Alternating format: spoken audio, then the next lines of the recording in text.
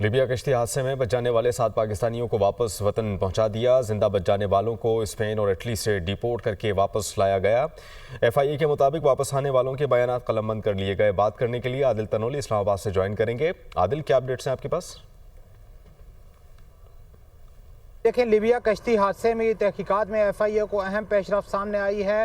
7 پاکستانی جو کہ کشتی حادثے میں بچ گئے تھے ان کو وطن واپس پہنچا دیا گیا ہے اور 3 قافلوں پر ان کو پہنچایا جائے گا۔ آج 7 پاکستانیوں کو لایا گیا ہے اور ان کو باقاعدہ طور پر مزید تحقیقات کے لیے FIA کے حوالے کر دیا ہے۔ تمام 7 افراد جو ہیں ان کا مکمل ڈیٹا جو ہے وہ FIA کی جانب سے ریکارڈ کا حصہ بنا دیا گیا ہے اور ان کے ابتدائی بیانات جو ہیں وہ بھی قلم بند کر لیے گئے ہیں۔ جو لیبیا کشتی حادثے میں 7 پاکستانی نوجوان بچے ہیں انہوں نے انسانی اسمگلر سے متعلق جو تفصیلات تھیں وہ بھی FIA کو بتا دی ہیں اور ان کا تمام ریکارڈ جو ہے وہ بھی FIA کی جانب سے ریکارڈ کا حصہ بنا دیا گیا ہے۔ 7 پاکستانی جو وطن واپس ڈپورٹ ہوئے ہیں ان کو اسپین اور اٹلی سے پاکستان ڈپورٹ کیا گیا ہے اور اس کے بعد اسلام آباد ایئرپورٹ سے FIA حکام کے حوالے کر دیا گیا ہے۔ اب FIA کی جو ٹیم ہے ان سے مزید تحقیقات کرے گی۔ مزید جو لوگ ہیں مجموعی طور پر ان کی تعداد جو ہے وہ 22 بتائی گئی ہے۔ کل اور پرسوں جو ہے ان کو بھی پاکستان شفٹ کیا جائے گا اور اسی طرح ان کو بھی FIA کے متعلق آپ ہمیں اپڈیٹ کر رہے تھے، بہت شکریہ۔ جمہوریہ کونگو میں باغیوں کا قبضہ، پاکستانی خاندان محصور پھنسے ہوئے افراد میں سے 9 افراد روانڈا بارڈر کراس کر کے پہنچ گئے ہیں۔ مزید 8 افراد بھی بارڈر کراس کر کے روانڈا پہنچ رہے ہیں۔ کونگو کے صوبائی دارالحکومت گوما پر باغیوں کے قبضے سے 50 پاکستانی محصور ہو چکے ہیں۔ ذرائع کے مطابق پھنسے ہوئے پاکستانیوں میں خواتین اور بچے شامل ہیں۔ ہماری جان خطرے میں ہے، کوئی مددگار نہیں ہے۔ پاکستانی شہریوں کی دنیا نیوز سے خصوصی گفتگو، ہم اپنی جگہوں پر محصور ہیں، باہر نہیں نکل سکتے ہیں۔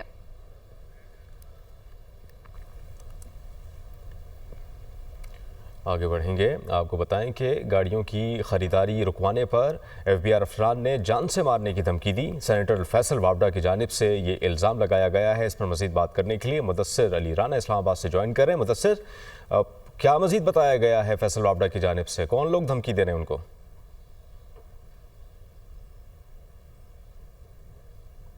آپ کو خبر دے رہے ہیں۔ خبر یہ ہے کہ گاڑیوں کی خریداری رکوانے پر FBR افسران نے جان سے مارنے کی دھمکی دی ہے، ایسا کہنا ہے سینیٹر فیصل وابڈا کا۔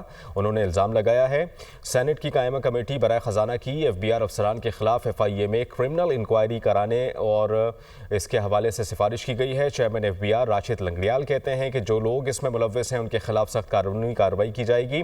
اس کے علاوہ گاڑیاں خریدنے کا پروسیس فوری طور پر روک دیا گیا ہے۔ سلیم مانڈوی والا کی زیر صدارت خزانہ کمیٹی اجلاس میں وزیر خزانہ اور چیئرمین FBR کی بریفنگ۔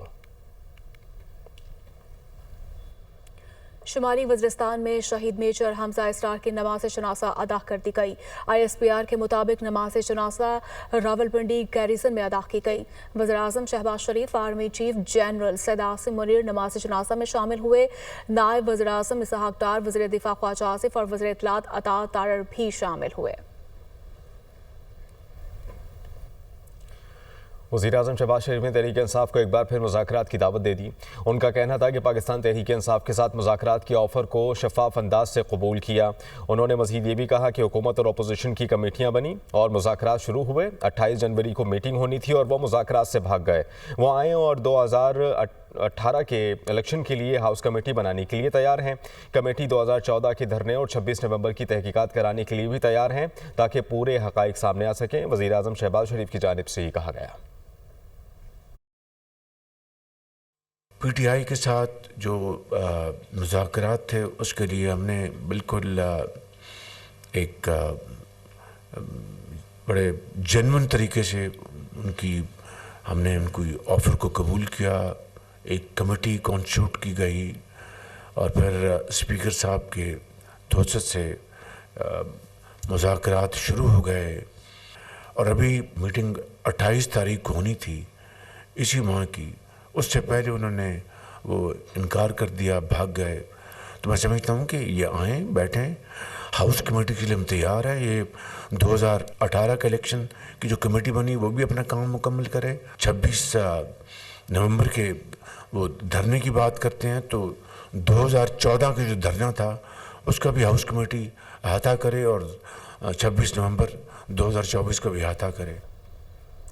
वज़ीर आला पंजाब मरियम नवाज ने कहा कि खेल और खिलवाड़ में फ़र्क होता है। बच्चों ने खेलना है, खिलवाड़ की बात में नहीं आना। पाकिस्तान नौजवानों की रेड लाइन है, पेट्रोल बम चलाने वालों का हथियार नहीं बनना। और मजीद भी उनकी जानिब से कहा गया है कि नौजवानों को जलाओ, घेराव, तोड़फोड़ और मुल्क के खिलाफ किसी के बहकावे में नहीं आना चाहिए। एक खेल होता है और एक खिलवाड़ होता है। आपने खेलना है, खिलवाड़ की बातों में आपने कभी नहीं आना। और कोई ये कहे कि पेट्रोल बॉम्ब्स चलाओ, पुलिस वालों के, रेंजर्स के कीलों वाले डंडों से उनके सर तोड़ो और अपने आप को जेल में बंद करा लो, तो क्या कहोगे? और जो आपको ये कहे कि मेरे लिए बाहर निकलो, लेकिन अपने ही मुल्क को आग लगा दो, अपने ही मुल्क की बिल्डिंग्स को आग लगा दो, अपने मुल्क की तरक्की के रास्ते में खड़े हो जाओ, तो मेरे बच्चों आपका यही जवाब होना चाहिए कि Pakistan is our red line. वज़ीर-ए-आज़म के बयान पर चेयरमैन पीटीआई बैरिस्टर गौहर का रद्द-ए-अमल। कहते हैं कि हमारी हुकूमत के खिलाफ चार्जशीट बहुत लंबी है, वज़ीर-ए-आज़म की जानिब से ऑफर को कबूल नहीं किया जा सकता। बात करने के लिए वक़ार सैयद इस्लामाबाद से ज्वाइन करेंगे। वक़ार, मज़ीद क्या कहा गया पीटीआई चेयरमैन की जानिब से? जी बिल्कुल, वज़ीर-ए-आज़म के बयान पर जो चेयरमैन पीटीआई है बैरिस्टर गौहर, उनका रद्द-ए-अमल आया। उनकी जानिब से कहा कि हमारी हुकूमत के खिलाफ जो चार्जशीट है वो बहुत लंबी है, वज़ीर-ए-आज़म की जानिब से ऑफर को जो है वो कबूल नहीं किया जा सकता। वज़ीर-ए-आज़म का बयान जो है वो हमारे मुतालबात से हट कर है, जबकि उनकी जानिब से ये भी कहा गया कि हमने असीरान की रिहाई और 2 वाक़यात पर जो है वो जुडिशल कमीशन के क़याम का मुतालबा जो है वो किया है। हमने मैंडेट की तो अभी बात भी नहीं की, जबकि वज़ीर-ए-आज़म की बातें जो है वो मुकम्मल तौर पर गैर मुतलका है। जी ठीक है वक़ार, बहुत शुक्रिया। पीका तरमीमी एक्ट 2025 नाफिजुल अमल हो गया। पीका तरमीमी एक्ट 2025 का गजट नोटिफिकेशन जारी। सदर मुमलिकत ने गुज़श्ता रोज़ पीका तरमीमी एक्ट 2025 की तौसीक़ की थी। डिजिटल नेशन एक्ट का गजट नोटिफिकेशन भी जारी कर दिया गया। सहाफ़ती तंजीमों का मुतनाज़ पीका एक्ट में तरमीम के खिलाफ एहतजाज। PFUJ का कल मुल्क गिर यौम सियाह मनाने का ऐलान। आपको बताएं कि नेशनल प्रेस क्लब इस्लामाबाद पर सपहर 3:30 बजे सियाह परचम लहराया जाएगा। वज़ीर-ए-आज़म शहबाज शरीफ की ज़ेर सदारत वफाकी काबीना का इजलास। वफाकी काबीना ने of the grid levy captive power plants ordinance की मंजूरी दे दी। काबीना को वज़ारत कानून की जानिब से PI के पायलट्स के हवाले से दिए गए बयान पर ब्रीफिंग दी गई। काबीना ने मज़कूरा बयान का जायज़ा लेने के हवाले से फैक्ट फाइंडिंग कमेटी तश्कील देने की मंजूरी दे दी है।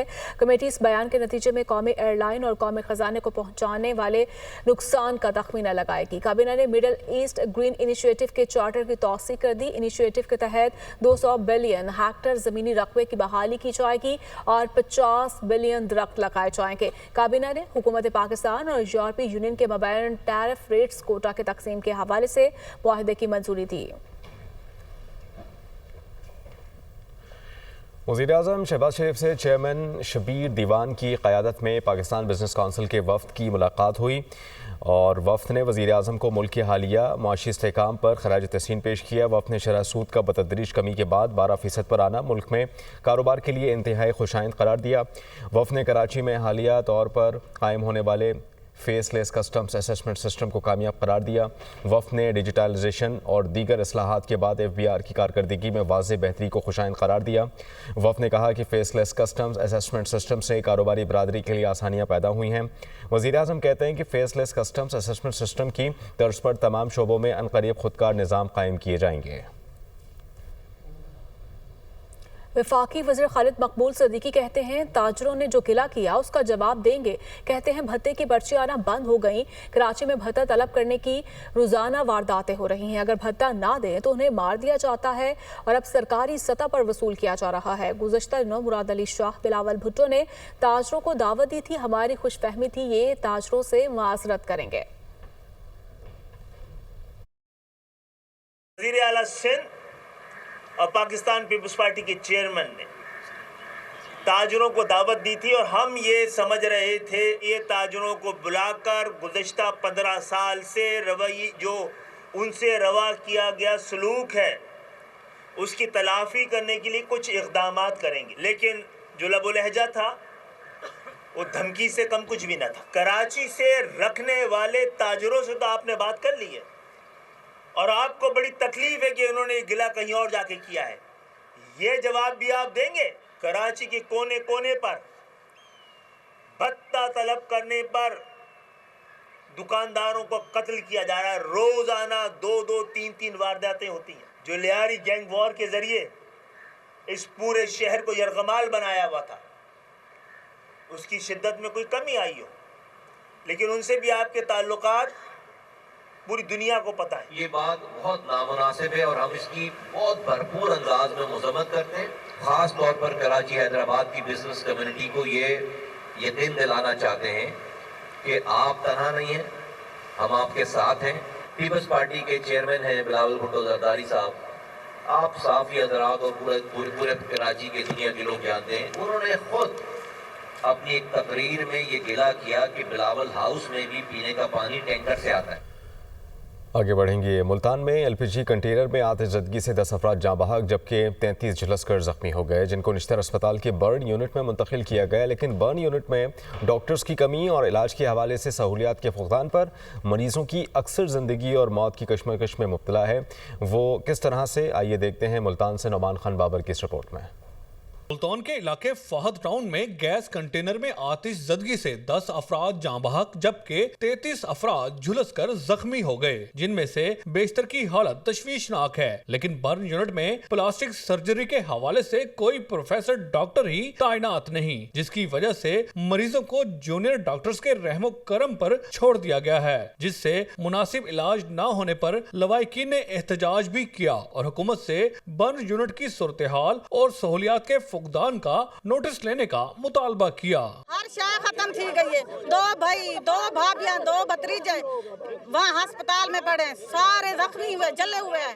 صوبائی وزیر صحت کا موقف ہے کہ نشتر اسپتال گزشتہ 4 سال سے ادھار ادویات کی مد میں مختلف کمپنیوں کا 1 ارب روپے کا مقروض ہو چکا ہے اور اسی لیے برن یونٹ میں بھی 80 سے 100% برن مریضوں کے لیے علاج کے حوالے سے مسائل درپیش ہیں, جن میں پلاسٹک سرجری کے سینئر ڈاکٹروں کی تعیناتی بھی شامل ہے, جس کو حل کرنے کی کاوشیں کر رہے ہیں. اوورآل جو شارٹیج ہے نا پاکستان میں, اس سے جو ہم ریڈکشن کر رہے ہیں اس میں یہ خاص طور سے جو اسپیشلٹیز ہیں, پلاسٹک سرجری ہے, پیڈیاٹرک کارڈک سرجری ہے, ویسکولر سرجنز ہیں, اینستھیزیا کے لوگ ہیں, ان میں اضافہ کیا جا رہا ہے, مگر یہ تھوڑا سا نا ٹائم ٹیکن ہے. دوسری جانب گیس کنٹینر آتش زدگی کے نامزد ملزمان کو بھی تاحال گرفتار نہیں کیا جا سکا, جس کی وجہ سے جاں بحق افراد کے ورثاء نے حکومت سے فوری انصاف کا بھی مطالبہ کیا ہے. برن یونٹ میں سہولیات کے فقدان پر مریضوں کی مشکلات کافی حد تک بڑھ گئی ہیں, جس کی وجہ سے لواحقین پریشان ہیں.